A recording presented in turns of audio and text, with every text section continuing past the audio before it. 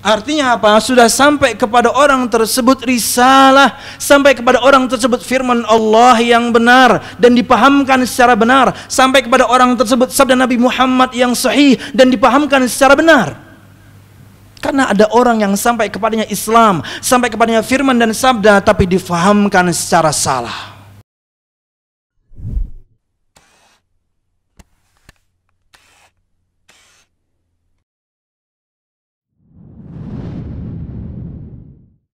Innal hamdalillah nahmaduhu wa nasta'inuhu wa nastaghfiruh wa na'udzu billahi min shururi anfusina wa min sayyiati a'malina may yahdihillahu fala mudilla lahu wa may yudlil fala hadiya lahu ashhadu an la ilaha illallah wahdahu la sharika lahu wa ashhadu anna muhammadan 'abduhu wa rasuluh.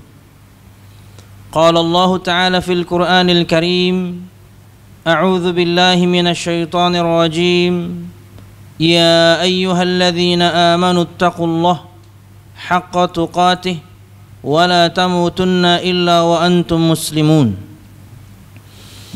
يا أيها الناس اتقوا ربكم الذي خلقكم من نفس واحدة وخلق منها زوجها وبث منهما رجالا كثيرا ونساء واتقوا الله الذي تساءلون به والأرحام إن الله كان عليكم رقيبا يا أيها الذين آمنوا اتقوا الله وقولوا قولا سديدا يصلح لكم أعمالكم ويغفر لكم ذنوبكم ومن يطع الله ورسوله فقد فاز فوزا عظيما فإن أصدق الحديث كتاب الله وخير الهدي هدي محمد صلى الله عليه وسلم وشر الأمور محدثاتها فإن كل محدثة بدعة وكل بدعة ضلالة وكل ضلالة في النار أما بعد. Hadirin jamaah Jumat rahimakumullah, alhamdulillah segala puji dan syukur marilah kita haturkan kepada Allah Subhanahu wa ta'ala. Kemudian salawat serta salam semoga selalu tercurahkan kepada junjungan besar Nabi kita Muhammad sallallahu alaihi wasallam, juga beserta para sahabatnya, keluarganya dan segenap kaum muslimin yang selalu istiqamah berpegang teguh dengan Islam sampai hari kiamat kelak. Hadirin jamaah Jumat rahimakumullah, pada kesempatan khutbah kali ini insyaallah kita ingin mengingat kembali salah satu prinsip di antara prinsip-prinsip dasar aqidah Islam, aqidah Ahlus Sunnati wal Jamaah, khususnya berkaitan dengan nas atau teks Al-Qur'anul Karim dan juga sabda Nabi Muhammad sallallahu alaihi wasallam berkaitan dengan janji dan juga ancaman. Walaupun mungkin pada bahasan kesempatan Jumat kali ini berkaitan dengan bahasan ancamanlah mungkin yang akan lebih banyak. Maka berikut ulun ingin sebutkan perkataan Syekh Shalih Fauzan bin Abdullah Al-Fauzan dalam kitab Usul Ahli Sunnati wal Jamaah, dan di dalam kitab ini beliau menyebutkan ada 9 prinsip dasar Islam, 9 prinsip dasar akidah Ahlus Sunnati wal Jamaah. Dan yang kita akan sampaikan ini ada di nomor 3. Artinya ia adalah prinsip yang sangat penting setelah bahasan rukun iman dan setelah bahasan apa itu makna iman, ini yang berikutnya. Kata beliau rahimahullah ta'ala, wa min usuli ahli sunnati wal jamaah annahum la yukaffiruna ahadan minal muslimin illa idza irtakaba naqidan min nawaqidil Islam. Dan di antara prinsip dasar aqidah Islam, aqidah Ahlus Sunnati wal Jamaah, kata beliau, bahwasanya kita kaum muslimin, kita semua yang mengaku bagian dari Ahlus Sunnah wal Jamaah, tidak mengkafirkan seorang pun di kalangan kaum muslimin siapapun dia orangnya, selama dia mengatakan asyhadu an la ilaha illallah wa asyhadu anna muhammadan rasulullah, haram untuk kita untuk menjatuhkan kehormatannya, haram untuk kita untuk merampas hartanya, haram untuk kita untuk meneteskan darahnya. Kenapa? Karena dia muslim. Maka ini bagian yang pertama dari prinsip ini, bahwasanya kita tidak mengkafirkan seorang pun di kalangan kaum muslimin kecuali jika dia melakukan salah satu pembatal di antara pembatal-pembatal keislaman. Contohnya adalah misalnya syirik. Kita tidak mengkafirkan siapapun di kalangan kaum muslimin kecuali dia melakukan salah satu pembatal di antara pembatal-pembatal keislaman. Contoh adalah dia melakukan syirik kepada Allah Subhanahu wa ta'ala. Tapi apakah kemudian ketika kita mendapatkan seorang mengatakan kata-kata kesyirikan, kita mendapatkan seorang melakukan perbuatan kesyirikan, langsung kemudian kita katakan, hei kamu kafir, kamu keluar dari Islam? Tidak. Maka sebelum ulun melanjutkan berkaitan dengan penyebutan beberapa dalil, pahami dahulu dua perkara. Yang pertama, al-hukmu 'alal qawli wal 'amal. Yang kedua, al-hukmu 'alal qawli wal 'amal al-muayyan. Bedakan menghukumi satu perkataan dan perbuatan dan itu secara umum, dan bedakan dengan menghukumi satu perkataan dan perbuatan dan dia adalah perkara yang khusus. Kita sedang berhadapan dengan individunya, kita sedang berhadapan dengan orang yang mengatakan kekufurannya, orang yang melakukan perbuatan kufurnya. Tolong ini dibedakan dulu. Contoh yang pertama misalnya, ulun mengatakan orang yang mengatakan ada nabi setelah Nabi Muhammad kafir, umum. Orang yang mengatakan Nabi Muhammad SAW tahu perkara gaib kafir, umum. Tapi jika saya bertemu dengan orangnya, saya berhadapan dengan orangnya, dia mengatakan kata-kata kekufuran, dia melakukan perbuatan kekufuran, apakah saya langsung katakan, hei kamu kafir, kamu keluar dari Islam? No, ini hukumnya berbeda. Anda sedang berhadapan dengan orangnya, Anda harus menegakkan hujjah dulu kepadanya. Maka jamaah sekalian rahimakumullah, sekalipun misalnya ada orang yang mengatakan kata-kata kekufuran seperti yang tadi, atau melakukan perbuatan kekufuran seperti kesyirikan kepada Allah Subhanahu wa taala, dan yang sedang kita bahas ini adalah al-muayyan, kita ketemu sama orangnya, orangnya di hadapan kita, maka penuhi dulu 4 persyaratan berikut ini hingga kemudian dia bisa kita keluarkan dari Islam. Karena at-takfir, pengkafiran ini hukum Allah, maka kita harus mengikuti metode Allah Subhanahu wa taala bagaimana melakukannya, tidak serampangan. Syarat yang pertama, ayyakuna balighan aqilan. Orang yang mengatakan kata-kata kekufuran ini, orang yang melakukan perbuatan kekufuran ini, yang seharusnya mengeluarkan dia dari Islam, dia harus berakal, dia harus baligh. Kalau misalnya yang mengatakannya anak kecil belum balik, kalau misalnya mengatakannya adalah orang gila nggak berakal, nggak kita bahas.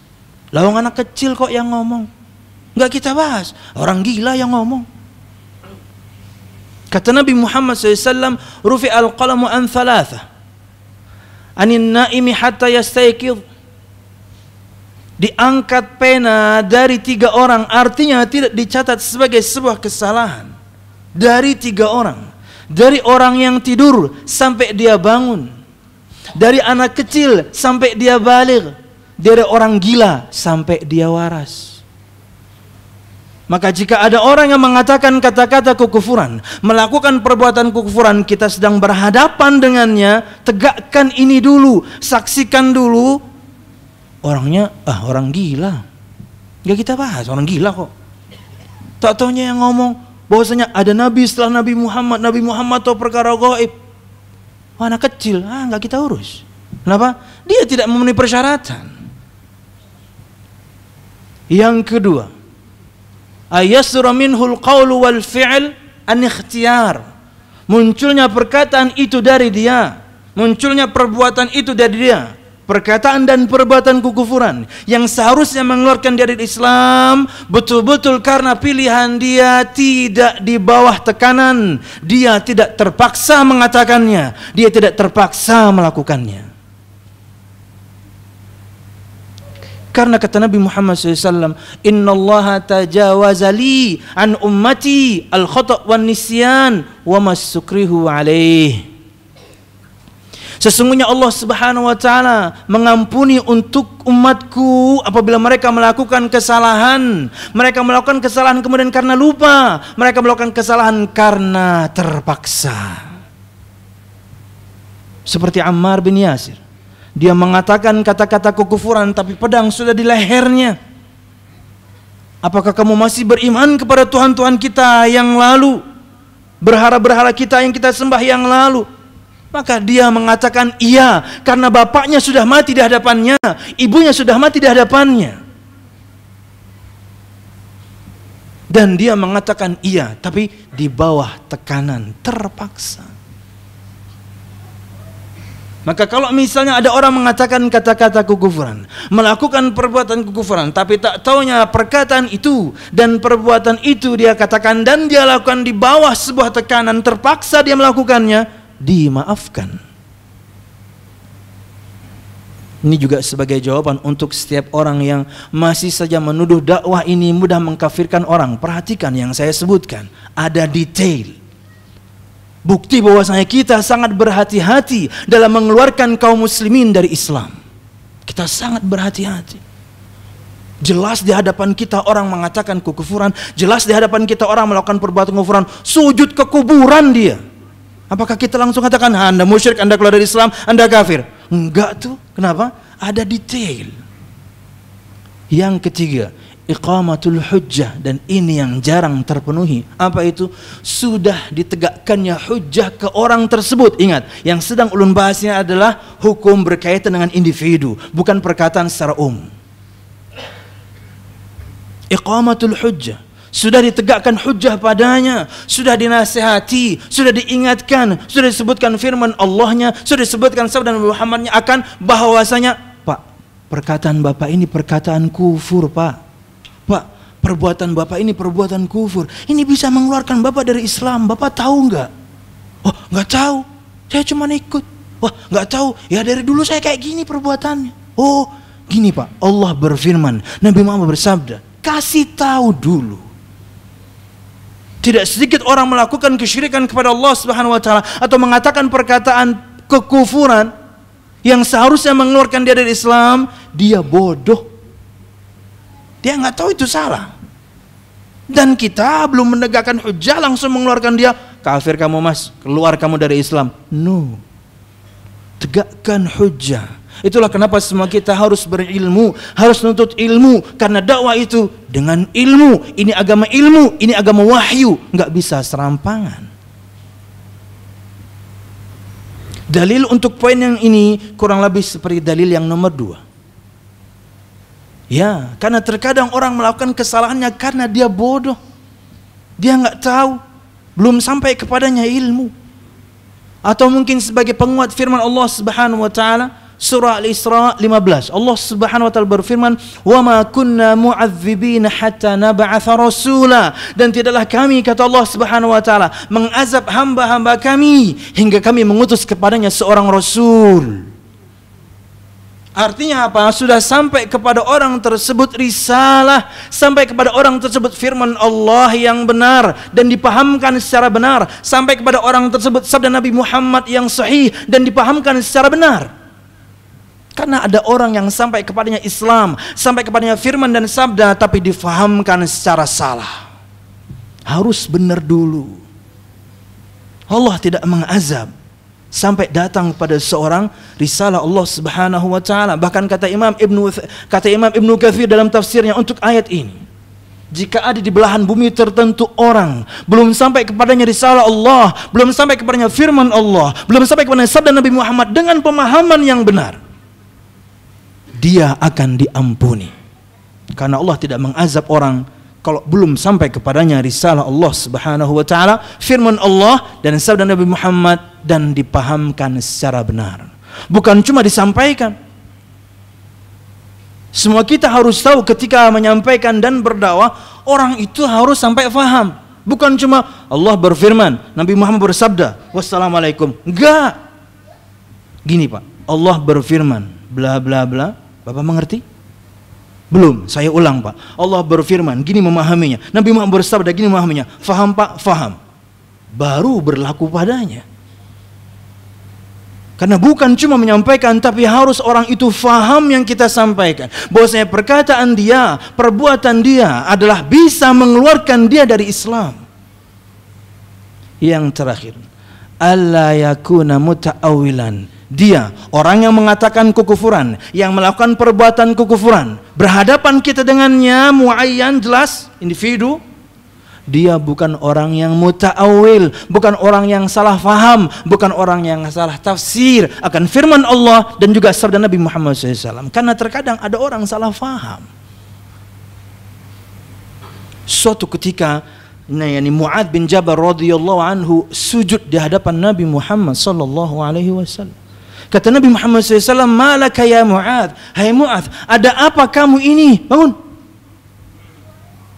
Tak taunya Mu'adz menjawab, wahai Rasul, ketika engkau mengutusku untuk berdakwah ke Syam, aku dapati di Syam ketika orang itu ingin menghormati orang lain, dia sujud di hadapannya. Aku menghormatimu, aku sujud kepadamu, itu karena penghormatan. No, berdiri. Apakah Nabi Muhammad langsung kafirkan Mu'adz? Kafir kamu Mu'adz sujud sama saya? No. Kata Nabi Muhammad SAW, "Lau kuntu amiran ahadan ay yasjuda li ahadin la amartul mar'ata an tasjuda li zawjiha." Kalau saja hai Mu'adz, aku ini boleh menyuruh seseorang untuk sujud kepada orang lain, sungguh aku akan perintahkan para istri sujud pada suaminya. Tapi nggak boleh. Ya, Nabi Muhammad tidak kafirkan langsung Mu'adz pada perbuatannya, perbuatan kufur. Atau perkataan seorang budak wanita mengatakan bahwasanya kita memiliki seorang nabi yang tahu masa depan. Kufur. Nabi Muhammad yang besok aja Nabi Muhammad nggak tahu. Perempuan budak ini salah faham akan sabda-sabda Nabi Muhammad tentang tanda-tanda akhir zaman, bla bla bla. Dia mengira Nabi Muhammad tahu. No, itu semua wahyu. Tapi apakah Nabi Muhammad SAW langsung kafirkan budaknya? Kafir kamu, saya nggak tahu yang gaib saya. No. Nabi Muhammad ingatkan semuanya adalah wahyu. Yang terjadi besok saja Nabi Muhammad tidak tahu. Makanya beliau tetap pergi ke Taif dan dilempari batu. Makanya beliau tetap pergi perang Uhud dan patah giginya. Sallallahu alaihi wasallam. Bayangkan. Ini poin pertama. Bahwasanya kita tidak mengkafirkan kaum muslimin kecuali dia melakukan salah satu pembatal di antara pembatal-pembatal keislaman. Itu pun harus ada detail 4 yang tadi. Gak gampang. 2.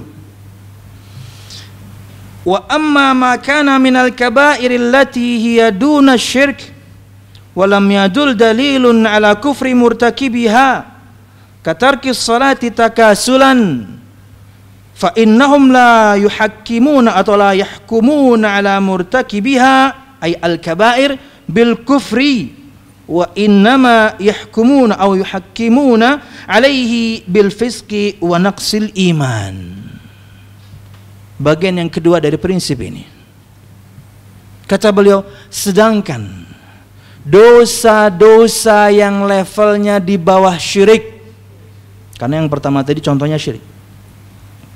Sedangkan dosa-dosa yang levelnya di bawah syirik dan tidak ada dalil, baik itu dari firman Allah atau sabda Nabi Muhammad SAW yang menyebutkan akan kafirnya pelakunya, seperti orang yang meninggalkan salat karena malas, itu ada dalilnya. Itu pun perlu detail. Ulun ulang.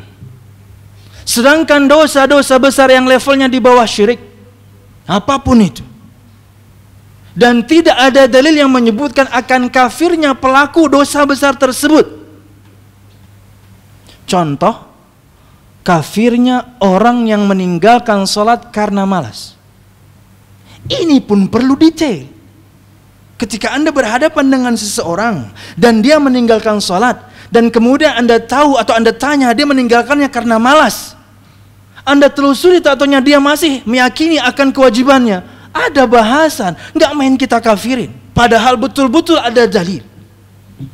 Padahal betul-betul ada dalil. Orang yang meninggalkan salat malas, karena malas, kafir, keluar dari Islam. Tapi ketika kita berhadapan dengan orang tersebut, 4 syarat pertama tadi berlaku, dan yang kedua, perdebatan para ulama tentangnya luar biasa panjang.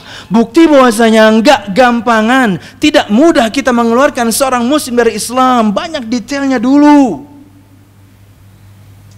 Karena para ulama menyebutkan, orang ketika meyakini akan kewajiban salat, walaupun dia mungkin meninggalkannya, entah karena alasan malas atau yang lainnya, maka dia tidak keluar dari Islam.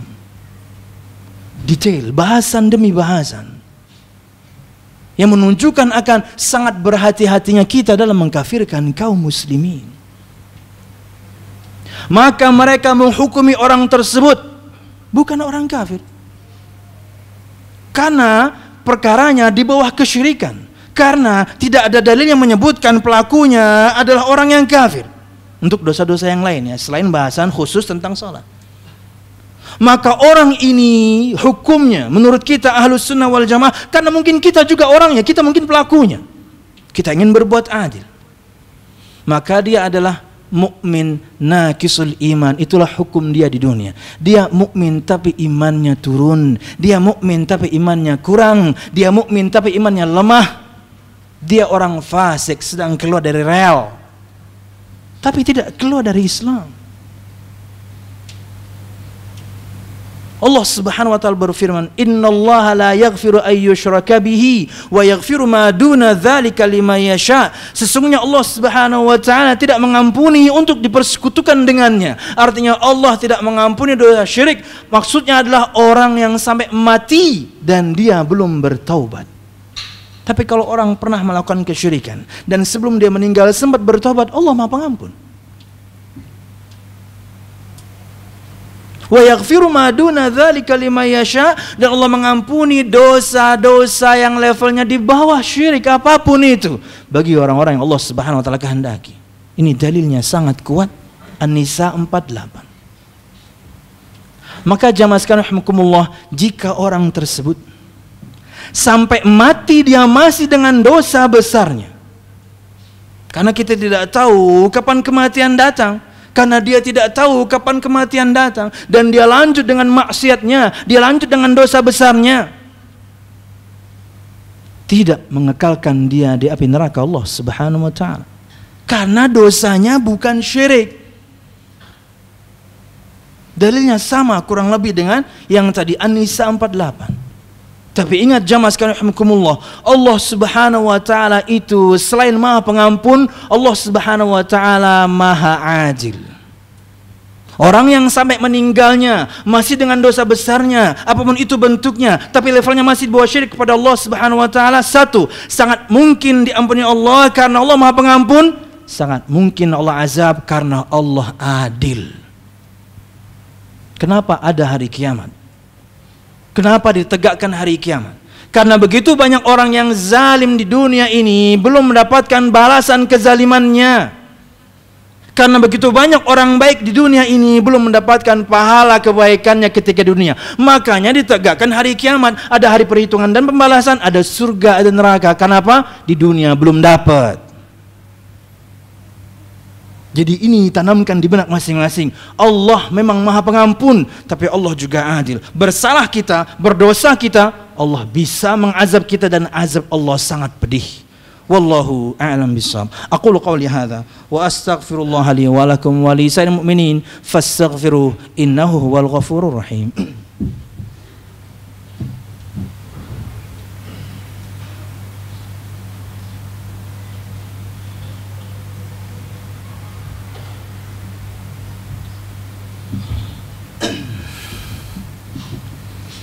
Alhamdulillah, alhamdulillahilladzi hadana li hadza wa ma kunna linahtadiya laula an hadanallah.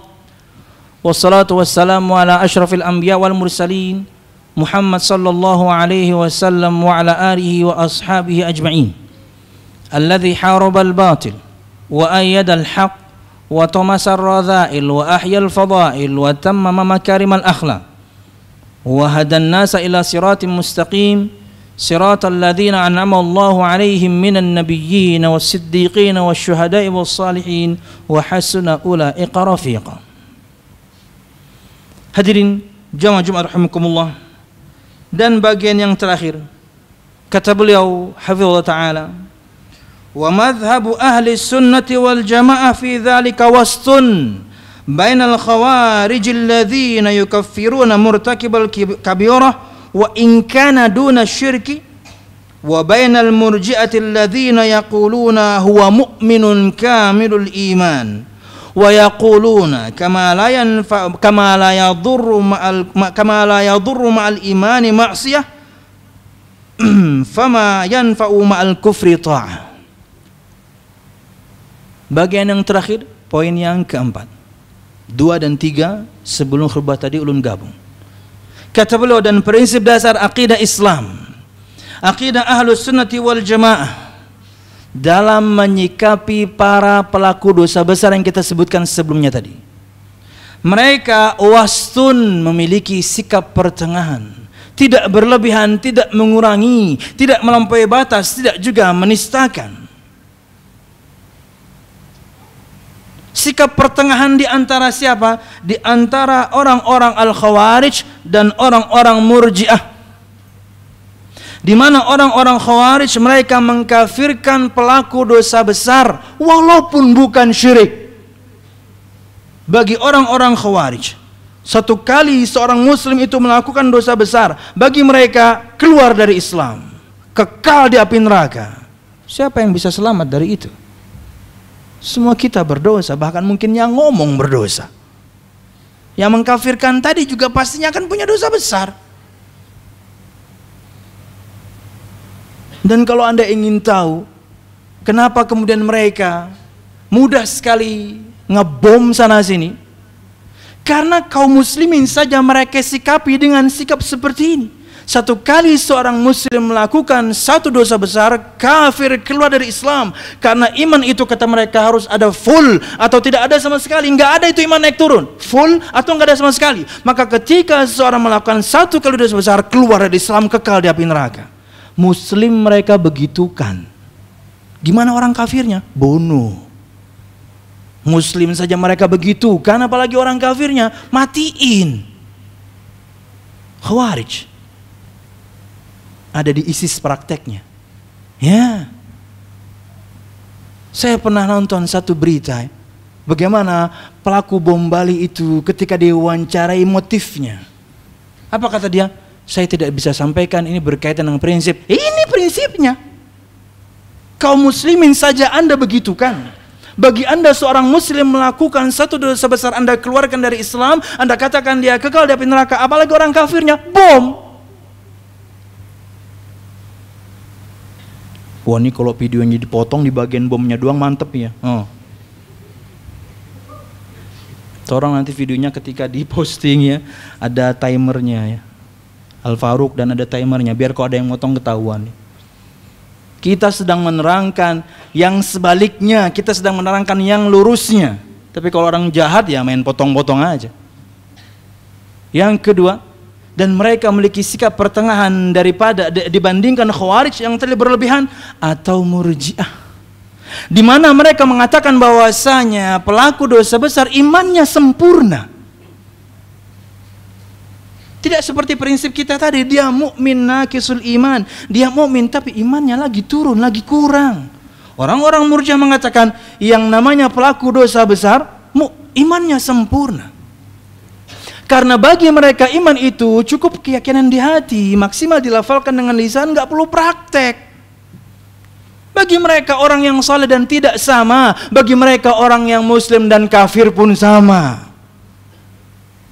Makanya perkataan mereka yang paling dahsyat penyimpangannya disebutkan di sini oleh Syekh dalam bagian terakhir. Kata mereka, sebagaimana tidak bermanfaatnya ketaatan dari orang yang kafir, maka seorang muslim bermaksiat juga nggak apa-apa. Repot kalau punya prinsip seperti ini.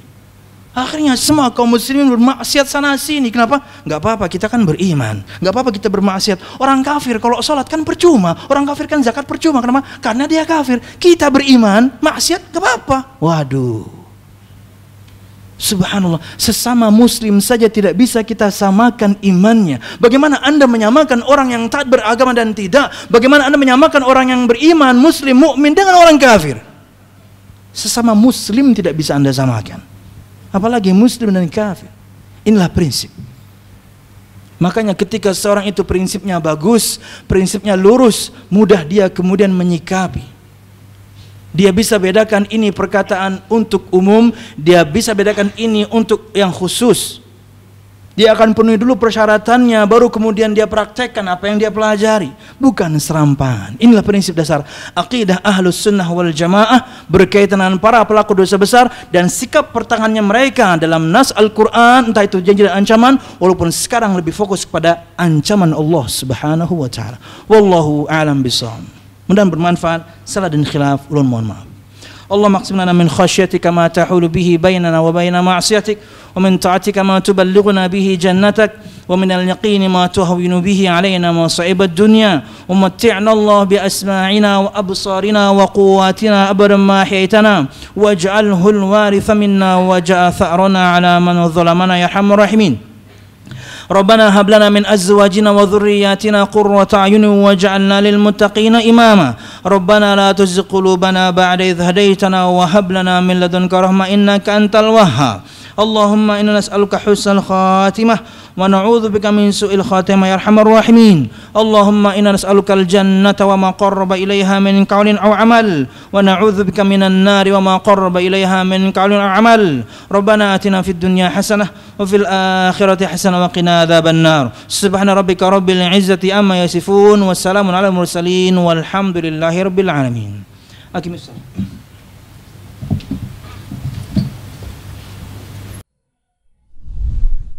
Terima kasih. Jazakumullah khairan wa barakallahu fikum. Video ini dibuat atas partisipasi dari donasi Anda. Semoga menjadi amal jariah bagi Anda semuanya.